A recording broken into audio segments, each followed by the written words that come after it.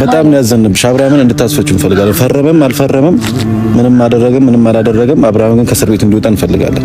ሰላም ጤና ይስጥልኝ ውድና የተከበራችሁ የቻናሌ ቤተሰቦች ሰላማችሁ በያላችሁበት የዓለም ዳርቻ ይብዛልኝ።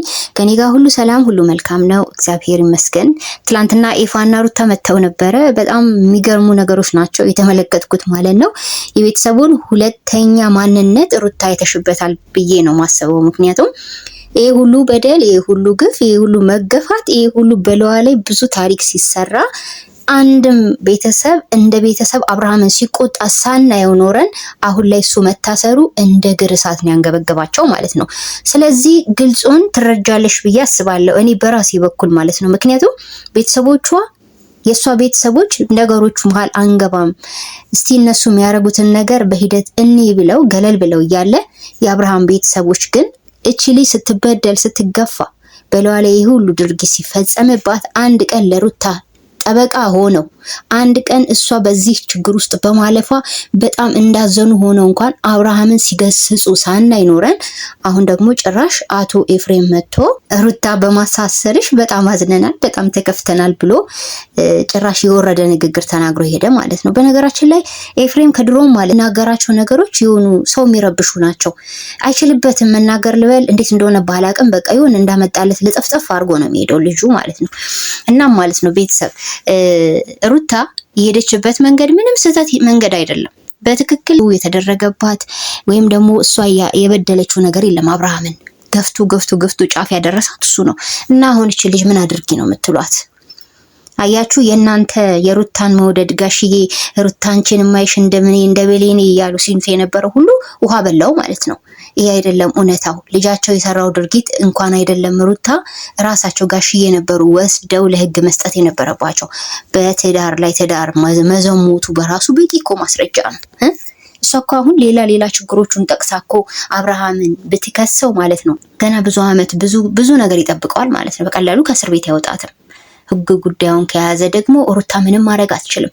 ሩታ ለህግ አሳልፋ መስጠቷ ደግሞ ዛሬ ሩታ እንዲሰማት መሆን የለባትም። ቤተሰብ እኔ በራሴ በኩል ማለት ነው ሩታ አንዳች ነገር ተናገሩኝ ብለሽ አንቺ ባረረግሽው ነገር እንድትጸጸቺ መሆን የለብሽም። የሰራሽው ነገር አንዳች የሚያጸጽት ነገር አይደለም። ምክንያቱም እኔ ብያለሁ ከዚህ በፊት በሩታ ቦታ ብሆን ይሄን ያህል ትዕግስት አይኖረኝም። ሩታ የሰጣት ትዕግስት ለየት ይላል እና አንቺም አታብዡ ብለናል ነበር ከዚህ በፊት። በቃ በዛ በጣም ብዙ ነገር እለዋ ላይ ሲያደርግ ልጇ ባት ስለሆንኩኝ ምንም አታመጣም እንዲሁ እንደለፈለፈች ትኖራለች ብሎ ነበር የሚያስበው እሱ። ገባችሁ ቤተሰብ? እለዋ ላይ እንዴ ያ ሁሉ የተደረገባትን ነገር ሳይከነክናችሁ በልጃችን ብላችሁ በምታስቧት በሩታ ላይ ሁሉ በደልና ግፍ ሲደርስ በለዋ ላይ ቺ ሲደረግባት ያልተናገራችሁ ቤተሰቦች ዛሬ አንድ ዱርዬ ታሰረ ብላችሁ መታችሁ ስትናገሩ ትንሽ አታፍሩም? ባይዘው እኔ በፊት ላይ እንደውም ጋሽዬ የሆነ እውነተኛ ነገር ይዘው የሚመጡልን ይመስለኝ ነበር። አሁን የተረዳው ላይ ሩታ ባለችበት ሁኔታ ላይ ምንም ማድረግ አንችልም። ልጁን መክረነው ዘክረነው ስላቃተን ነው ለዚህ በቃው ብላችሁ ነበር ዝም ማለት የነበረባችሁ። ወንድሜ ታሰረ አስፈች ያላለም በየትኛው ስነ ምግባሩ ታስፈታል? በየትኛው ጨዋነቱ? አንተም ራሱ እኮ ግግም ያለ ነገር ነው አንዳንድ ጊዜ የምትናገረው አቶ ኤፍሬም ማለት ነው። በየትኛው ስብዕናው ታስፈታው? በየትኛው ጨዋነቱ?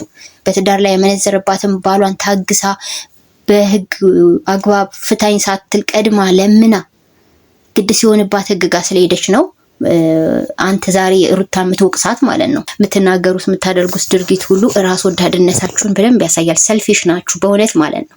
ራስ ወዳዶች ብያለሁ እኮ ቤተሰብ ከዚህ በፊት ሃይሚ ብትሆን አልኩኝ። በሃይሚ ቦታ ቢሆን ጋሽዬ ምንድነው የሚያደርጉት? አንድ ጊዜ እኮ ሃይሚን ቡራ መታኝ አንገቴ ጋር ምናምን ብላቸው ለጋሽዬ ጋሽዬ እንዴት በቪዲዮ ሆነው እንደነበሩ እንዲያውም አንድ ሰቢ ልጅ ናት በኮሜንት ያስታወሰችኝና እንደዛ የሆኑ አባት ዛሬ ሩታ ላይ ይሄ ሁሉ ጉር ተሰርቶ አደባባይ ላይ የወጣ ቪዲዮ እሳቸው ጭምር ተከታትለውት አሁን ግን የልጃቸውን ጥፋት ሸፍነው እሳቸው ልጁ እንዲፈታ አቶ ኤፍሬምም ልጁ እንዲፈታ ይፈልጋል። ያለውን ተይውና እርሹና ልጁን አስፈቻ አላለም ጭራሽ ማለት ነው። በጣም ራስ ወዳዶች ይሄ ነው የታየኝ እኔ። ሩታን ድጋሚ እየበደላችኋት ያላችሁት ከአብርሃም በላይ እናንተ ናችሁ። በጣም ነው የሚያሳዝነው እውነት። እኔ ምን አይነት ጉድ ውስጥ ነው የገባችሁ? እቺ ልጅ ምን አይነት ቤተሰብን በትዳር መልክ የተቀላቀለችው? የምሬን። አሁንም ቢሆን ሩታ ወደኋላ እንዳትይ፣ ካልፈረመ እንዳትለቂው። አሁንም ወጥቶ ይጨማለቅብሻል። ወጥቶ እንዲያውም የከፋ ነገር አድርጎ ነው እድሜ ዘመንሽን እያቃጠለ ፊትሽን ማዲያት በማዲያት የሚያደርግልሽ ማለት ነው። አሁን መወሰን ካለብሽ እድል የተሰጠሽ አሁን አልፈርምም ብሎ ነው አይደለ ህግ ስር ያለው እስካሁን ድረስ ይሄ ልጅ እና ታዲያ አንቺን እያቃጠለ እንዲኖር ነው የተፈለገው። ሲጀመር ቤተሰቡ እንድትለያዩ ስለማንፈልግ ነው የምትሉ። ሲጀመር እናንተ ለሩታ እና ለአብርሽ ትዳር ክብር ቢኖራችሁ ኖሮ ልጃችሁ ሲዘሙት ትቆጡትና ትገስጹት ነበር። መጀመሪያ የቤት ስራችሁን ሩታ ላይ ሳይሆን ልጃችሁ ላይ ትሰሩ ነበር ማለት ነው።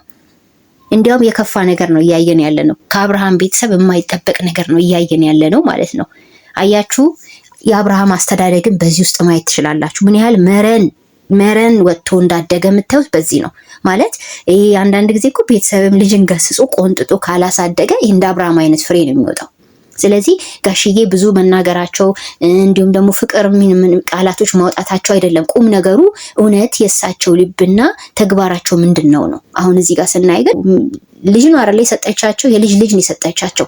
ስለሷ እንዴት ነው አንድ ቀን ማይቆረቆሩላት? እሳቸውም ቢሆኑ ይሄ ማን ወንድም ተብየውም ቢሆን ማለት ነው። ስለዚህ እናንተ እንዲያውም ጋድ ማንነታችሁ እየወጣ ነው እዚህ ጋር ስናይ ማለት ነው። እና ሩታ ምንም እንዳሰሚ ኤፍሬም ድሮም ሲናገር ለከት የለውም። ስለሱ ንግግርን ቦታ እንዳትሰጪ። አብርሃምን ለቀቅሽው ማለት ነገ እንደፈለገ ከዛች ከውሽማው ጋራ መልሶ ሌላ ታሪክ እየሰራ አንቺን ነው የሚያሳብድሽ። አዎ እንዲያውም አንቺ መወሰን ያለብሽ ሰዓት አሁን ነው። ምክንያቱም እንድትፋቱ አንፈልግም የሚሏችሁ ይሄ ሁሉ ታሪክ ከተሰራ በኋላ ነው እንዴ? ይሄ ሁሉ ድርጊት ከተፈጸመ በኋላ ነው እንዴ?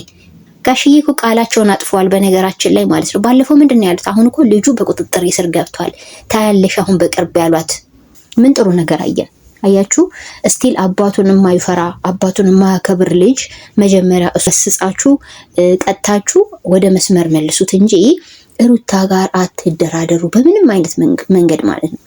ሁላችሁም ይሄ ሁሉ ሰው ሩታ ላይ ሲንጫጫ እንዴ አንዳችሁም እኮ ልትቦንሷት አልቻላችሁም። ሁላችሁም ትለፈልፋላችሁ። ሁላችሁም ለፍላፊ ናችሁ። በነገራችን ላይ ግን እንደሷ ፍሬ የያዘ ነገር የያዘ ሰው የለም ከዚህ ልጅ ትዕግስት በላይ ማለት ነው።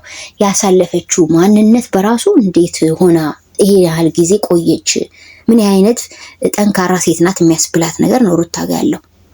እየመጣችሁ ታስፈራራላችሁ እንዴ? እንዳሰሚያቸው ሩታ አሰሚያቸው አይጠቅሙሽም። ሲጀመር ላንቺ ያልሆነ አማቾች ላንቺ ካልሆኑ ለወለድሽው ልጅ ለነሱ በረከት ነው ይዘሽላቸው የመጣሽው።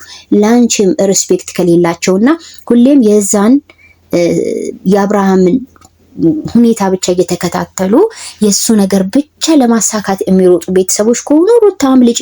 እንዲያውም አሁን የከፋ ነው፣ ከድሮ የከፋ ነው። ለምን መሰላችሁ? ቤተሰብዬ የአብርሃም ቤተሰብ ጋር እያየን ያለ ነው። በፊት ሚዛና ይመስሉን ነበር፣ አሁን አይደለም።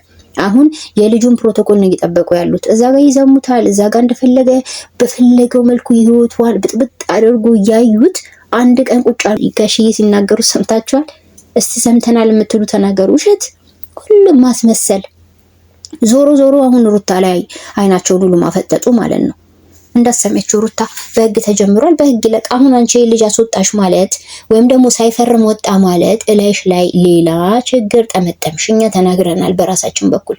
እዛ ቤተሰብ ውስጥ የሚጠቅምሽ አንድ ሰው የለም ከኤፍሬም ጀምሮ ሁሉም ማለት ነው። አየናቸው። አሁን ገና ማንነታቸው በደንብ ነው በጋድ ይወጣው።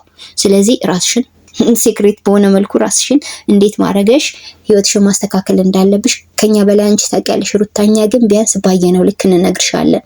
ቤተሰብ እኔ የተሰማኝ እንዴ ነው። ምን ትላላችሁ እናንተ? ቀጣይ ሲዝን እንገናኝ። ቻል ቆዩልኝ።